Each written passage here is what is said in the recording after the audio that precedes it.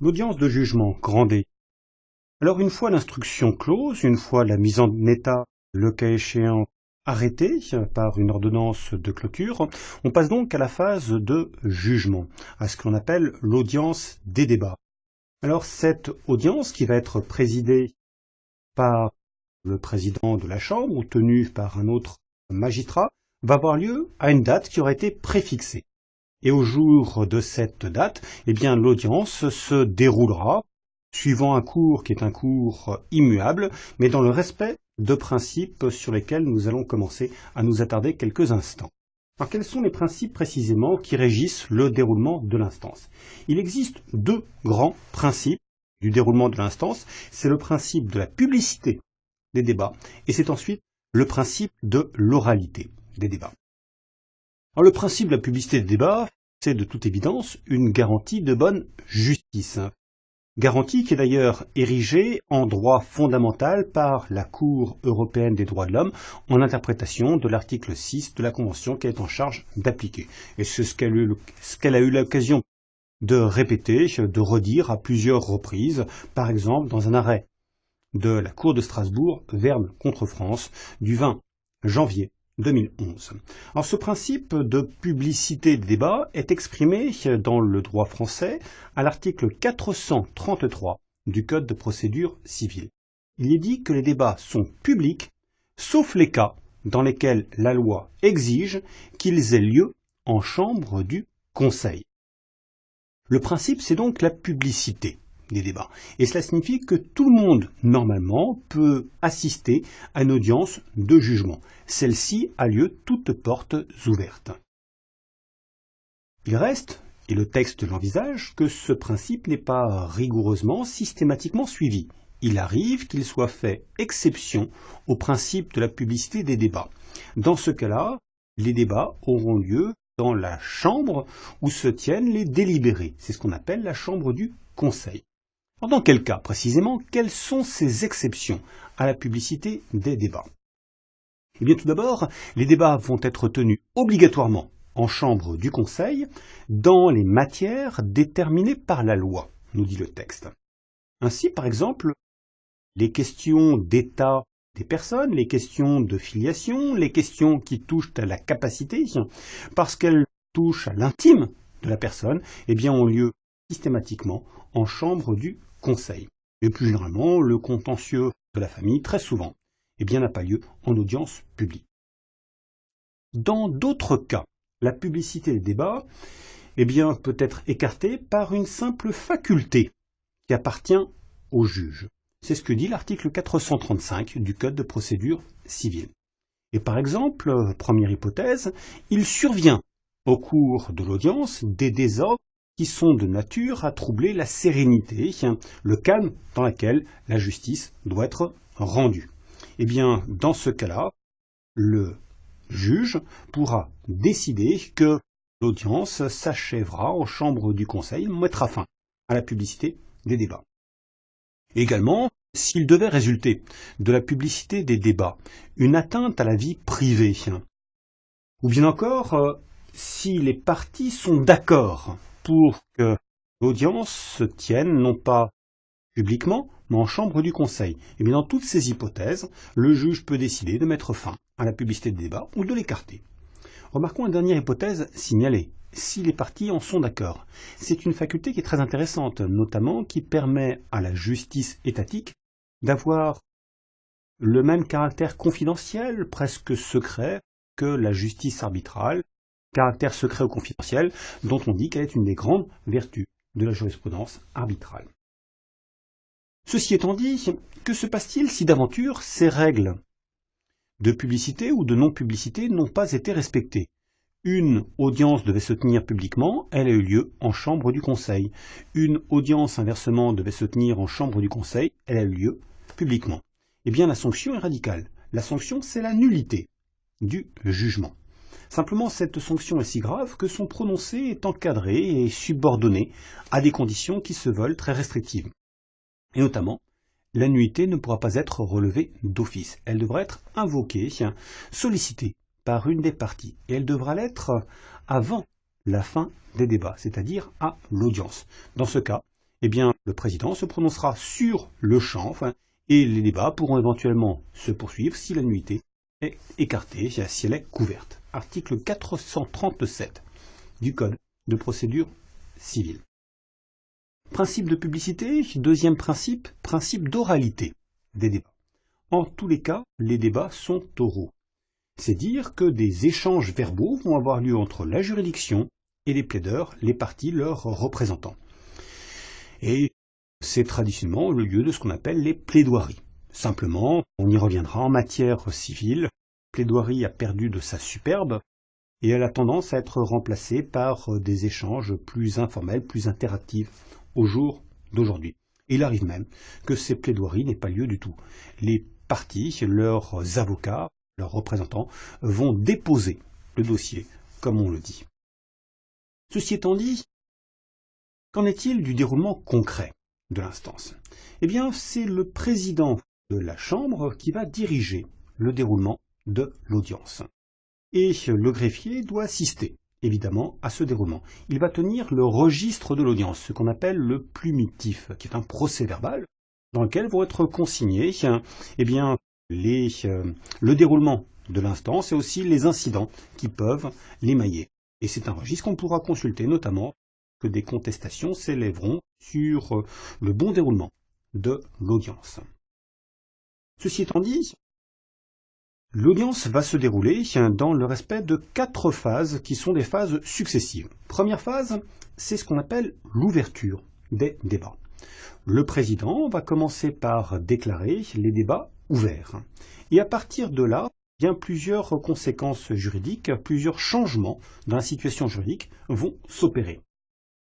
D'abord, plus aucune modification dans la composition de la juridiction ne pourra intervenir. Le tribunal devra rester constamment composé depuis le début des débats jusqu'à la fin des débats de manière identique. Tous les membres du tribunal doivent avoir assisté à l'intégralité des débats, ce qui là encore est évidemment une garantie de bonne justice. Si toutefois, cela pourra bien se présenter, il y avait une nécessité de changer la composition du tribunal en cours d'audience. Eh bien, nécessairement, il faudrait reprocéder au débat depuis leur origine. Il faudrait recommencer l'intégralité des débats, réouvrir les débats en somme. Article 444 du Code de procédure civile pour cette solution. C'est la première conséquence, mais ce n'est pas la seule. Également, les événements qui sont normalement interruptifs de l'instance, par exemple le décès d'une partie, eh bien, perdent à compter de là cette efficacité. Et c'est dire qu'il n'y aura pas besoin de procéder à une reprise d'instance à compter de l'ouverture des débats. Dernière conséquence que l'on peut signaler, l'exception tirée de l'irrégularité de la composition du tribunal eh bien, doit, à peine d'irrecevabilité, être soulevée dès l'ouverture des débats, sauf si la cause eh bien, survient ou apparaît, plus souvent, ultérieurement. Alors les débats ouverts, le président va alors donner la parole au juge de la mise en état, s'il a été désigné, ou bien à un autre juge, éventuellement, pour faire un rapport oral sur l'affaire. Et dans ce rapport, on va trouver exposé eh bien, l'objet de la demande, les moyens des parties, les questions de fait, les questions de droit qui se posent seront précisées. Puis, le rapport, une fois présenté, eh bien, le président va inviter les parties à faire connaître elles-mêmes, oralement, leurs prétentions.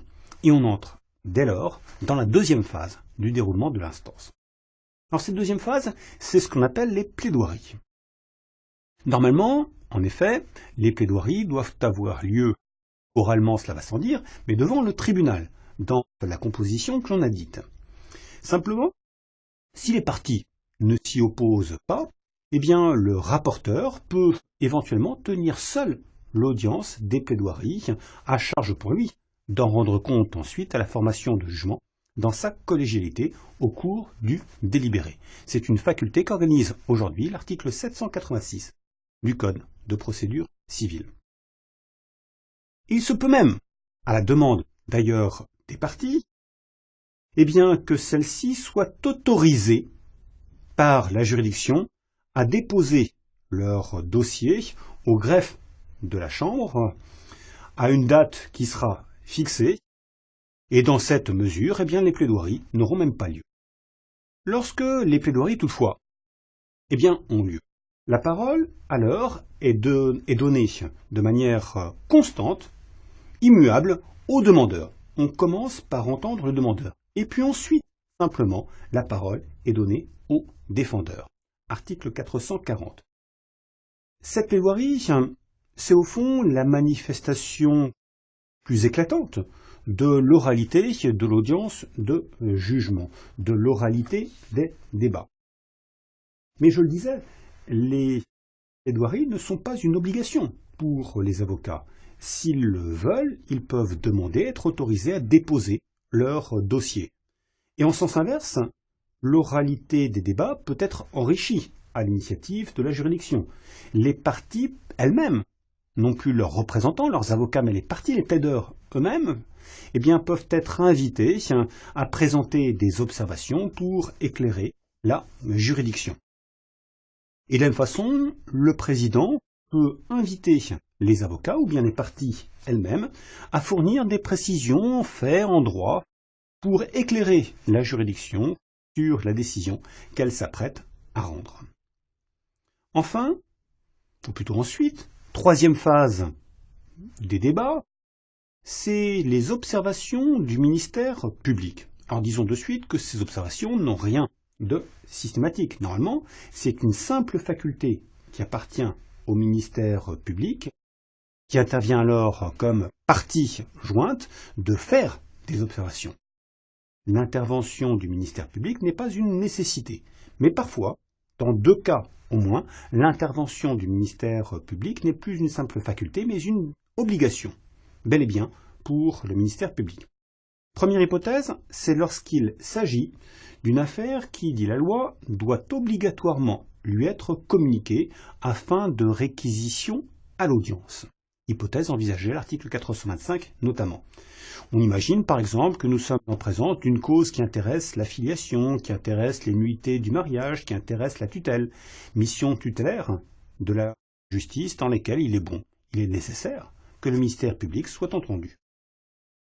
Deuxième hypothèse, c'est lorsque le tribunal a ordonné d'office que la cause soit communiquée au ministère public pour qu'il donne un avis. Là, c'est à l'initiative donc de la juridiction que le ministère public va devoir prendre des réquisitions, fournir du moins des observations.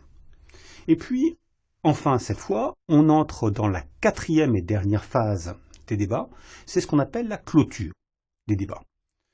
À l'issue des plaidoiries donc, et éventuellement après les observations du ministère public, le président va annoncer que l'affaire est mise en délibéré. Il va alors indiquer aux parties la date à laquelle le jugement sera rendu.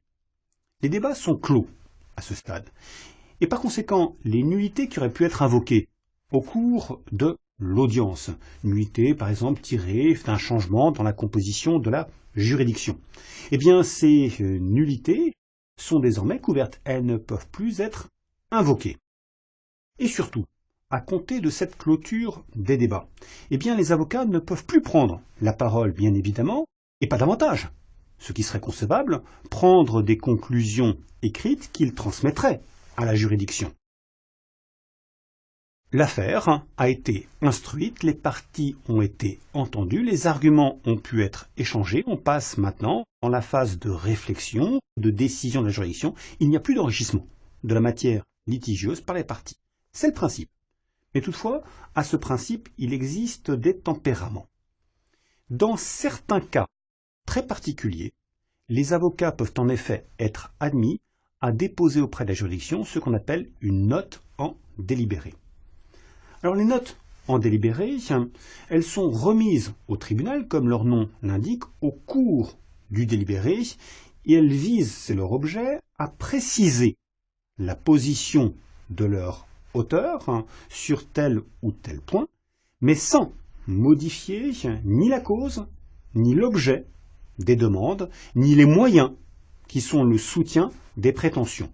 Autrement dit, il s'agit d'éclairer, d'expliciter, mais jamais d'innover, d'enrichir. Et la loi, c'est l'article 442 précisément, prévoit le recours à ces notes en délibéré de manière explicite lorsque le ministère public a pris la parole à l'audience ou s'est exprimé par écrit, dans le but, on le comprend, de permettre aux parties de répliquer, mais aussi lorsque le président a invité les parties à lui présenter une telle note en délibéré, par exemple parce qu'il estime qu'il a besoin d'un éclairage pour pouvoir juger utilement et correctement. Dans un cas précis, le juge a même l'obligation, au fond, d'inviter les parties à produire une telle note en délibéré, sauf éventuellement à rouvrir les débats. C'est lorsqu'il s'apprête à relever d'office un moyen. Un moyen, on le suppose, de droit. Eh bien, pour respecter la contradiction, le juge va devoir solliciter, on le sait, les observations des parties. Et plutôt que de rouvrir les débats pour obtenir ces observations, il pourrait leur demander de fournir ces observations par écrit, par une note en délibéré, ce qui est une pratique très fréquente. Il reste que parfois, il n'y aura pas de choix possible, il faudra absolument rouvrir les débats.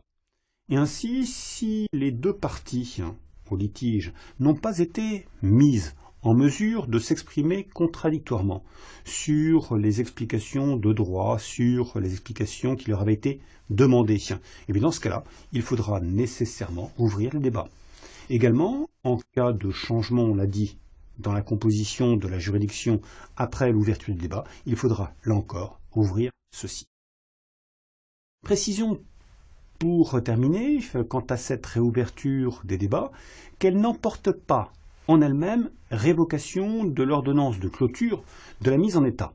Autrement dit, la réouverture des débats, normalement, laisse l'affaire au stade de l'audience de jugement. Si les débats ainsi sont rouverts pour permettre aux parties de s'exprimer sur un point particulier, eh bien elles ne pourront pas ainsi en profiter pour conclure sur d'autres points, des points qu'elles n'auraient pas soulevés dans leur conclusion précédente. Toutefois, si la réouverture des débats s'accompagne expressément, ce qui est une possibilité, du renvoi à une audience de mise en état, eh bien c'est dire que la formation de jugement a renvoyé au-delà de l'ouverture des débats, en amont, l'affaire, autrement dit, revient dans ce cas à l'instruction. Et dès lors, puisqu'on est au stade de l'instruction, supposons-le par exemple devant le juge de la mise en état, eh bien les parties sont de nouveau habilitées à conclure, à déposer de nouvelles conclusions, à formuler éventuellement de nouvelles demandes, jusqu'à une nouvelle ordonnance de clôture, dans le respect bien sûr des délais qui peuvent leur être impartis. Ceci étant dit, une fois que les débats auront été définitivement clos, eh bien il appartiendra au tribunal de rendre sa décision. Et parfois, il pourra le faire immédiatement. On dit alors que le jugement est rendu sur le siège, après un délibéré qui a lieu sur le siège également. Autant dire que cette hypothèse est extraordinairement exceptionnelle. En vérité, cela suppose une affaire particulièrement simple. Plus ordinairement et presque systématiquement, en vérité, le jugement n'est pas rendu immédiatement. Il ne sera rendu qu'après plusieurs jours, après plusieurs semaines, voire après plusieurs mois. On dit que l'affaire est mise en délibéré. Et c'est au président qu'il revient d'annoncer la date d'une nouvelle audience au cours de laquelle eh bien, le jugement sera prononcé. Reste alors à envisager, c'est un dernier point, la rédaction et le prononcé du jugement. Rentre donc la rédaction et le prononcé du jugement. Alors, le jugement doit être rédigé. Simplement, il peut l'être de manière classique sur un support papier ou bien il peut l'être sur un support électronique aujourd'hui, article 456 du Code de procédure civile. Il est rendu au nom de la République française, il est rédigé par conséquent en français et il doit contenir certaines énonciations invariables, absolument nécessaires. 4 en réalité. D'abord, l'entête du jugement. Et cette en-tête va contenir un certain nombre d'indications qui vont permettre d'identifier la décision, qui vont préciser les circonstances dans lesquelles elle est rendue. l'indication de la juridiction, l'indication du nom des juges, l'indication de la date du jugement, l'indication du nom des parties encore, l'indication de leur domicile, l'indication du nom de leurs avocats. Toutes mentions qui sont envisagées à l'article 454 du Code de procédure civile. Ensuite, deuxièmement, on va trouver le corps du jugement. Et dans ce corps du jugement, il y aura l'exposé du litige, les circonstances de fait qui sont à l'origine du litige, l'objet des demandes et aussi leurs moyens. Et puis on trouvera, troisièmement, les motifs de la décision, où le juge va exposer son raisonnement. Et enfin, on trouvera, au terme de la décision, le dispositif, qui est le jugement proprement dit, ce qui tranche le litige dans une matière contentieuse. Il reste que depuis le décret du 28 décembre 1998, le juge peut s'économiser de la peine, il peut, pour gagner du temps, renvoyer aux écritures des parties plutôt que de reprendre intégralement leur argumentation dans le corps du jugement. C'est ce que la loi prévoit aujourd'hui. Enfin, le juge et le président, en tous les cas, va signer le jugement. Et il sera aussi signé ce jugement par le greffier, ainsi que l'indique l'article 456 du Code de procédure civile. Et au pied de la copie exécutoire, ce qu'on appelle la grosse, sera apposée la formule exécutoire, où la République mande et ordonne à tout officier public de prêter main forte et concourt à l'exécution de la décision. Alors, l'article 458 du Code de procédure civile indique les formalités rédactionnelles du jugement qui sont sanctionnées par la nullité. Et l'article 459 précise, en outre, que la nullité, pour défaut d'indication d'une formalité, peut être couverte dans certaines conditions lorsqu'il est établi que la formalité qui est prétendument violée a été en réalité accomplie. Et par conséquent, on essaie de couvrir au maximum la nullité de ces jugements pour des raisons que chacun peut comprendre, bien évidemment. Il serait dommageable que pour de simples questions de forme, souvent, le jugement puisse être anéanti alors qu'il intervient au terme d'un processus lent et souvent laborieux. Quoi qu'il en soit, une fois que le jugement aura été rédigé, on l'espère correctement, il sera rendu en audience publique. Du moins, c'est le principe. C'est dire qu'il sera alors lu par un des juges qui ont participé au délibéré, et cette lecture, là encore par souci d'économie de moyens, peut être limitée au dispositif du jugement. L'article 450 du Code de procédure civile, qui est issu du décret du 20 août 2004, prévoit même que le jugement peut être prononcé par sa mise à disposition au greffe de la juridiction. C'est dire qu'au fond, on peut économiser cette audience qui ne sert qu'à faire lecture du jugement en invitant les parties à en obtenir communication via le greffe.